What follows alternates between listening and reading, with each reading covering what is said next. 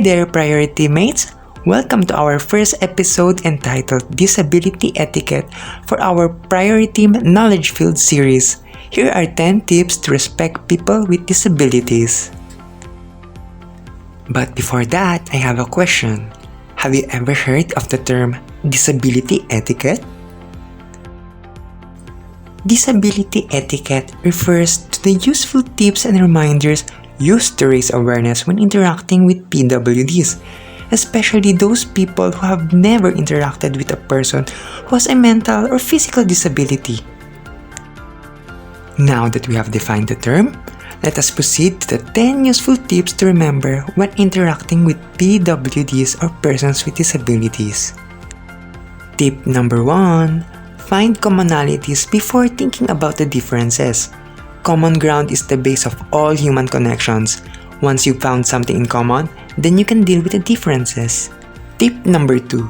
Do not victimize people with disabilities. Referring to someone as a victim takes away that person's power. It will be more appropriate to refer to someone with a disability as a survivor. Tip number 3. Don't assume they see their disability as a tragedy. Be mindful of your words. A seemingly harmless statement like, "I'm so sorry that happened to you," or something of that nature can make a person with a disability feel sad and sorry about themselves. Tip number 4. Adjust posture to be eye level. The height difference between people in wheelchairs and able bodies can create an unspoken feeling of superiority and inferiority. To be safe, sit or stand at eye level with a person who has a disability when it is appropriate and possible. Tip 5. Make eye contact. Never avoid someone with a disability.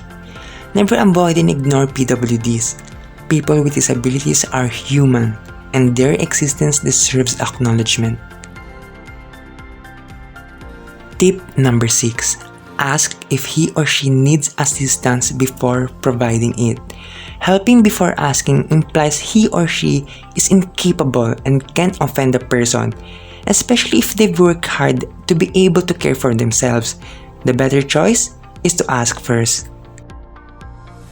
Tip number 7. Do not underestimate the abilities of someone with a disability or assume that they are weak, because many people with disabilities are capable of caring for themselves without any assistance. So don't worry about always taking care of them. Tip number 8. Seek to understand the person and his or her disability before expecting to be understood. There may be times when you try your best to be respectful towards a person with a disability and it backfires. Step back from the situation and be more understanding towards them.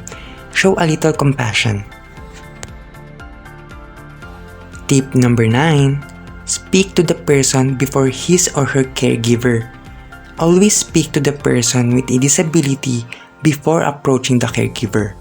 It's the respectful thing to do.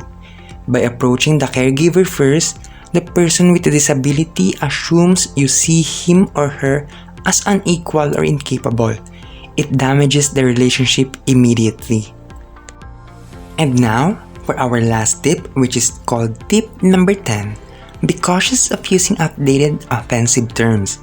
Words like handicapped or wheelchair-bound are not acceptable terms to use today due to its negative connotation towards the PWDs. Disabled is a more appropriate term. Now you know! Remember these 10 tips and be aware, especially when interacting with PWDs. Don't forget to use our official hashtag #PWDisabilityEtiquette for our first episode. Always remember that PWD matters. Priority Mates, we hope that you take heed of the disability etiquette tips. Again, we are PrioriTeam and we'll see you soon.